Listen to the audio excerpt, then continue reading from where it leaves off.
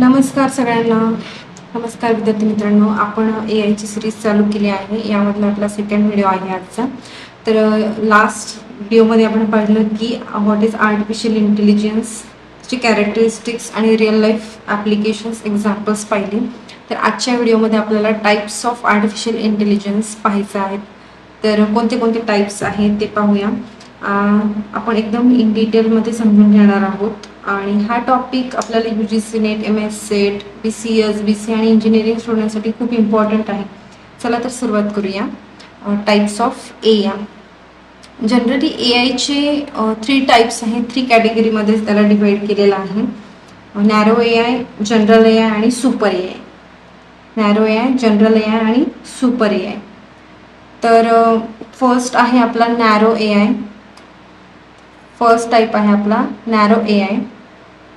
हां, ठीक आहे. वीक AI म्हटलेले. मग तुम्ही म्हणाले की वीक AI आहे का? हा वीक आहे का? तर असं काही नाही आहे. तो वीक नाही आहे. तो नॅरो म्हणजे एक त्या AIला फक्त एक स्पेसिफिक टास्क दिलं जातं आणि तो फक्त आणि फक्त तेवढंच टास्क परफॉर्म करतो. फक्त एक स्पेसिफिक टास्क परफॉर्म करतो आणि बस. त्याच्या बाहेर आउटसाईड त्याला काहीच माहीत नसतं किंवा तो काही परफॉर्म करू शकत नाही. ओके.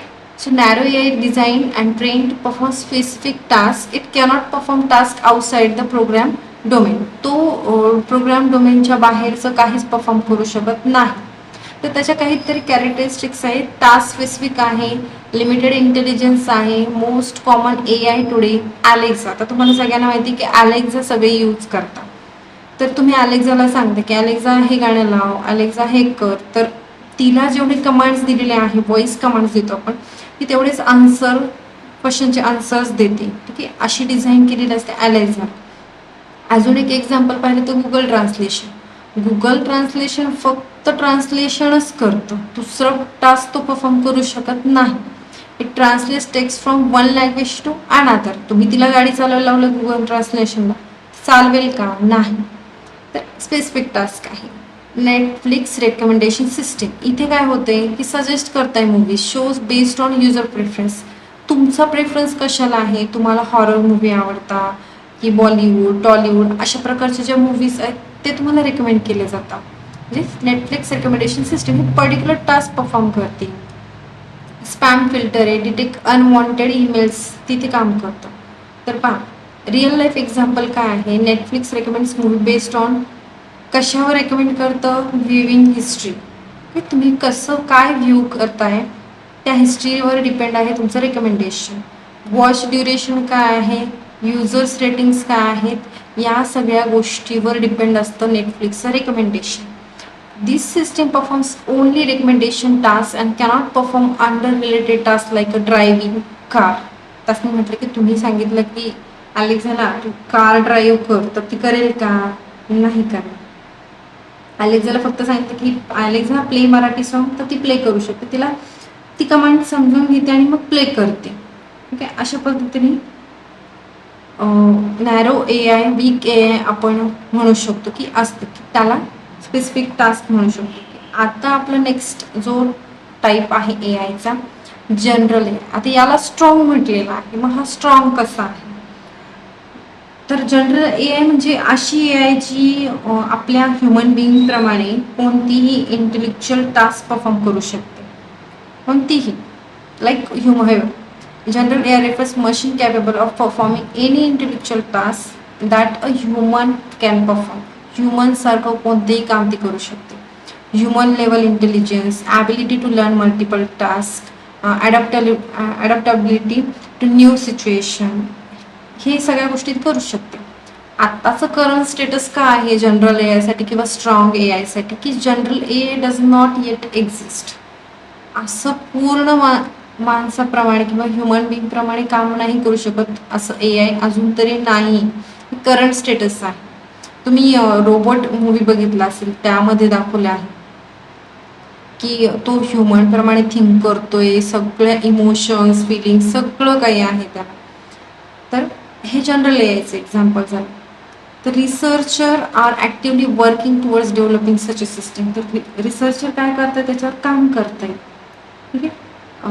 म्हणजेच रोबोट, मी तुम्हाला रोबोट मूवीचं एक्झाम्पल दिलंच, आणि मग तो काय काय काम करू शकतो, तर तो स्टुडंटला शिकवू शकतो, तो स्वतः कार ड्राईव्ह करू शकतो, कुकिंग करतो, मॅथमॅटिक्स सॉल्व्ह करायला लावलं ते करणार आहे, ह्युमन इमोशन समजायचे ते पण समजून घेणार आहे. म्हणजेच तुम्हाला मी म्हटलं की रोबोट मूवीमधला जो रोबोट आहे तो फिलिंगसुद्धा समजून घेत होतो. तो अशा पद्धतीने तो AI असणार आहे, अजून एक्झिस्ट नाही.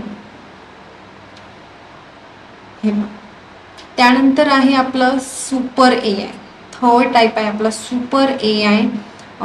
त्याची जनरल डेफिनेशन पहा. Super AI refers to a future AI system that exceeds human intelligence in every aspects. त्याचे कॅरेक्टरिस्टिक्स आहेत superior responsibility abilities, reasoning abilities, advance creativity, fast decision making, self improvement capabilities. हे त्याचे characteristics आहेत. त्याचं current status काय आहे? Currently theoretical and does not exist. तर हा सुपर AI जो आहे तो सध्या एक्झिस्ट नाही. ओके, सुपर AI ही फ्युचर कन्सेप्ट असणार आहे, आजच्या टेक्नॉलॉजीमध्ये ती कुठेच अवेलेबल नाही. इमॅजिन करा की एक AI सिस्टीम आहे की जी सायंटिफिक डिस्कवरीज करते, न्यू मेडिसिन्ससुद्धा इन्व्हेंट करू शकते, कॉम्प्लेक्स ग्लोबल प्रॉब्लेम सॉल्व्ह करू शकते. अशा सगळ्या गोष्टी कोण करू शकतो? सुपर AI करू शकतो. तर आणि ही ह्युमनपेक्षा खूप फास्ट करणार आहे. ही सुपर AIचं एक्झाम्पल म्हणू शकता तुम्ही की ह्युमनपेक्षा ही फास्ट सगळी थिंकिंग आता सध्या कोणतीही रिसर्च असो वगैरे हे सगळं ह्युमन बिंग करते. आता कोण करणार? सुपर AI आल्यानंतर सुपर AI करणार. अशा पद्धतीने हे आपले टाईप्स आहेत 3: नॅरो AI, जनरल AI आणि सुपर AI. तर इन शॉर्ट कंपॅरिझन टेबल दिलेला आहे इथे की नॅरो AI काय करतो, इंटेलिजन्स लेवल कशी आहे नॅरो AIची? लिमिटेड आहे. आणि जनरल AIची ह्युमन लेवलला आहे. सुपर AIची बियॉन्ड ह्युमन आहे. Availability narrow AI exist today, general AI under development आहे, अजून आलेली नाही आहे. आणि सुपर AI हा फ्युचर कन्सेप्ट आहे.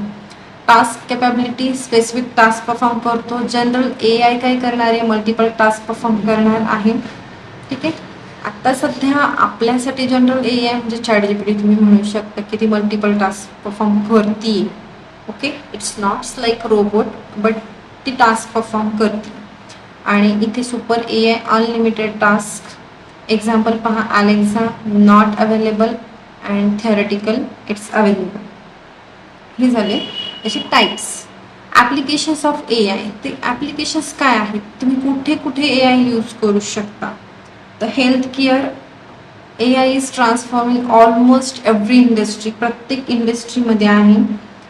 रिव्हॉल्युशन इथे काय होतं? कुठलंही रिव्हॉल्युशन आपण पाहू शकतो, आणलं जाऊ शकतं. तर हेल्थ केअरमध्ये तुम्ही डिसीज डिटेक्शन म्हणा, medical imaging, drug discovery, patient monitoring या सगळ्यासाठी AI यूज करू शकतो. AI हा एक्सरे आणि MRI स्कॅन्स ॲनालाइज करून कॅन्सर अर्ली स्टेजमध्ये डिटेक्ट करू शकतो.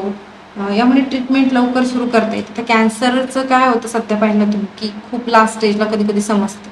तर या गोष्टी अवॉइड होतील आणि हेल्थ केअरमध्ये AIचा यूज अशा पद्धतीने होऊ शकतो. Next, education. आजकाल सगळे एज्युकेशनमध्ये AI यूज करताय. Its big example is ChatGPT. Okay, AI enhances personalise learning experience. AI education सेक्टरमध्ये पर्सनलाइज लर्निंग प्रोव्हाइड करता येते. म्हणजेच ॲप्लिकेशन पहा, त्याचे intelligence tutoring system, automated assessment, learning analysis या सगळ्या गोष्टी. ऑनलाईन लर्निंग प्लॅटफॉर्म तुमचा परफॉर्मन्स ॲनालाइज करून सुटेबल कोर्सेस आणि सुटेबल कोर्सेस तुम्हाला काय करू शकतो? तो रेकमेंड करू शकतो as per your performance. Okay, so एज्युकेशनमध्ये असा यूज आहे. त्यानंतर आहे बँकिंग अँड फायनान्स. तर बँकिंग अँड फायनान्समध्ये कसा यूज होतो याचा? AI improve security and customer service. तर फ्रॉड डिटेक्शनमध्ये, क्रेडिट स्कोरिंगमध्ये, रिस्क ॲनालिसिस, चॅटबोट्स इथे तुम्हाला यूज होतो AIचा. जर अनयुजल ट्रान्झॅक्शन झाली तर AI काय करणार? इथे इन्स्टंटली अलर्ट जनरेट करणार आणि फ्रॉड जे होणार आहे त्यापासून कस्टमरला प्रोटेक्ट करणार. ठीक आहे. तर इथे असा तुमचा AIचा यूज होतो. Then agriculture. इथे अजूनपर्यंत ए आय पोहोचलेलं नाही आहे. तर A I helps increase crop productivity आपल्या इकडे तरी. Applications crop monitoring, disease detection, weather prediction, smart irrigation. Weather prediction होते आता आपल्याला समजते की कधी पाऊस पडणार आहे, अलर्ट येतो आपल्याला सांगतात मेसेजमध्ये. तर वेदर प्रिडिक्शन होते. ए आय काय करतो, A I enable drones crop health. तो काय करणार आहे की मॉनिटर करणार आहे तुमच्या क्रॉप्सची हेल्थ, ड्रोन्स वगैरे कॅमेराज वगैरे लावून. आणि फार्मरला सांगणार की कोणत्या एरियामध्ये कुठे कोणत्या क्रॉप्समध्ये काय प्रॉब्लेम आहे हे सगळं काही डिटेक्ट करून तो सांगणार कोणता डिसीज झालेला आहे तुमच्या क्रॉपला, आणि ही सगळी इन्फॉर्मेशन फार्मरला प्रोव्हाइड करणार. देन ट्रान्सपोर्टेशनमध्ये काय आहे, A I improves traffic management and vehicle automation. तर इथे स्वतः सगळं ए आय करणार आहे, ट्रॅफिक मॅनेज करणार आहे. त्यामुळे मॅनेजमेंट ट्रॅफिकची ती चांगली इम्प्रूव्ह होणार आहे आपली. आणि यामध्ये येतं self driving cars, vehicles, route optimisations, traffic predictions. आधीच अलर्ट केलं जातं, ऑलरेडी आपण यूज करतोय गुगल मॅप. तिथे सांगितलं जातं की या एरियात तुम्हाला खूप जास्त ट्रॅफिक आहे, इथे नाही आहे, असा रूट तुम्हाला शो केला जातो. Navigation app suggest alternate routes during traffic congestion. तुम्हाला मग या रूटला जर ट्रॅफिक आहे तर तुम्हाला असा दुसरा रूटसुद्धा प्रोव्हाइड केला जातो आहे, असं तुम्हाला अलर्ट केलं जातं. तुम्हाला फास्टेस्ट रूट सांगतात Google map. Then cyber security. पहा इथे cyber security, A I identifies and prevent cyber attacks. तो सायबर अटॅक्स प्रिव्हेंट करू शकतो. त्याचे ॲप्लिकेशन पहा, थ्रेट डिटेक्शन आहे, मालवेअर ॲनालिसिस आहे, इन्स्ट्रुजन डिटेक्शन आहे. तर एक्झाम्पल काय दिलेलं आहे, A I systems monitors network activity and detect unusual behaviours in real time. तर A I network continuously monitor करतो आणि सस्पिशियस ॲक्टिव्हिटी जी डिटेक्ट करून अटॅक प्रिव्हेंट करण्याचं काम ए आय करतो इथे. ठीक आहे, हे झाले applications. Advantages of A I काय आहे, तर फास्ट डिसिजन मेकिंग आहे ए आय. तुम्हाला माहिती फास्टली सगळं सांगतो. A I can process large amount of data quickly. Example stock market analysis systems evaluate thousands and transaction per second. High accuracy, AI reduces human errors and increases precisions. Accuracy जास्त देतो. Medical डायग्नोसिसमध्ये याचा फार use आहे. Automation, A I automates repetitive and routine task. So manufacturing robots assemble products automatically. तर इथे ऑटोमेशनमध्ये तुम्हाला त्याचा खूप फायदा होतो. 24/7 अवेलेबिलिटी. ह्युमन बिंग ही अवेलेबिलिटी देऊ शकत नाही, पण ए आय देऊ शकतो. A I system can operate continuously without fatigue. Customer support chatbots provide service at any time. Okay, तर 24/7 ए आयची अवेलेबिलिटी आहे. Increase productivity. Organisation can complete task faster and more efficiently. तर productivity जी आहे, जी human बिईंगकडून जर suppose 100 product तयार होतात, तर obviously A I यापेक्षा जास्तच प्रोडक्ट करणार आहे क्रिएट. तर इथे इन्क्रीज प्रोडक्टिव्हिटी होते, टाईम सेव्ह होतो. आता लिमिटेशन्स काय आहेत ए आयच्या. जिथे ॲडव्हान्टेजेस आहे तिथे डिसॲडव्हान्टेजेस येतात. जिथे चांगलं आहे तिथे वाईट असतंच कोणत्याही गोष्टीचं. तर लिमिटेशन्स पण आहेत तुमच्या ए आयला. तर हाय कॉस्ट असते. तुम्हाला ए आय यूज करायचं, तुम्हाला कॉस्ट मोजावी लागेल high. Developing and maintaining A I systems requires significant investment. So training advance A I models requires expensive hardware and infrastructure. या सगळ्या गोष्टी खूप हेवी असतात, त्यामुळे ए आयची कॉस्ट हेवी असते. Lack of creativity. A I generates outputs based on data and patterns. तर A I सगळं डेटा आणि पॅटर्न्सवरूनच लर्न करतो आणि आउटपुटही देतो. Cannot naturally create original ideas like humans. So ह्युमन्ससारखं तो नवीन आयडिया डायरेक्टली इन्व्हेंट नाही करू शकत. ह्युमनला काही प्रोव्हाइड केलेलं नसतं आणि त्यांच्या डोक्यात नवीन आयडियाज येतात, ओरिजिनल आयडियाज असतात. पण ए आयला ऑलरेडी आपण त्या पद्धतीचा डेटा दिलेला असतो आणि त्यावरून तो पॅटर्न लर्न करतो आणि मगच तुम्हाला आउटपुट येतं, तरच प्रिडिक्शन होतं.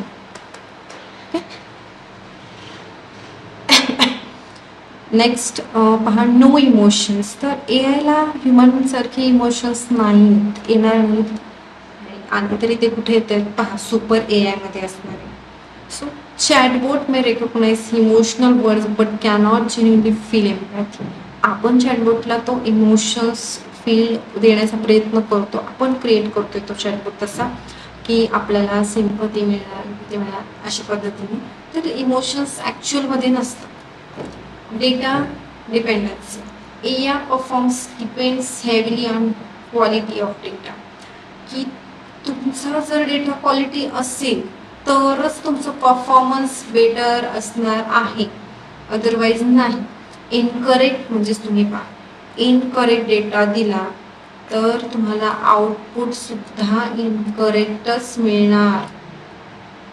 तुम्हाला प्रॉपर तुमचं जसं इनपुट तसं आउटपुट येणार आहे. Job replacement concerns.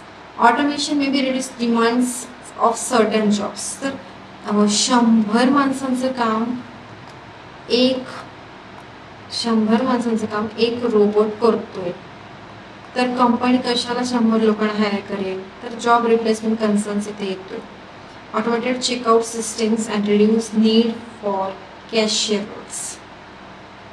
हे एक एक्झाम्पल दिलेले. रोबोटमुळं मशिनरी जिथे खूप मोठा यूज होतो तिथे 100 लेबल्स लागत आहेत काम प्रोडक्टिव्हिटी करण्यासाठी, ते एक रोबोट काम करतो. तर ती एक आहे जॉब रिप्लेसमेंट. आता हे पहा, आर्टिफिशियल इंटेलिजन्समध्ये काय काय मग, machine learning, expert systems, natural language processing is NLP, robotics and neural networks. ह्या अशा सगळ्या इन्क्लूड आहेत. ओके, तर अशा पद्धतीने आपण टाइप्स ऑफ आर्टिफिशियल इंटेलिजन्स, त्याचे लिमिटेशन्स आणि ॲप्लिकेशन्स पाहिले. आय होप तुम्हाला व्हिडिओ समजला असावा.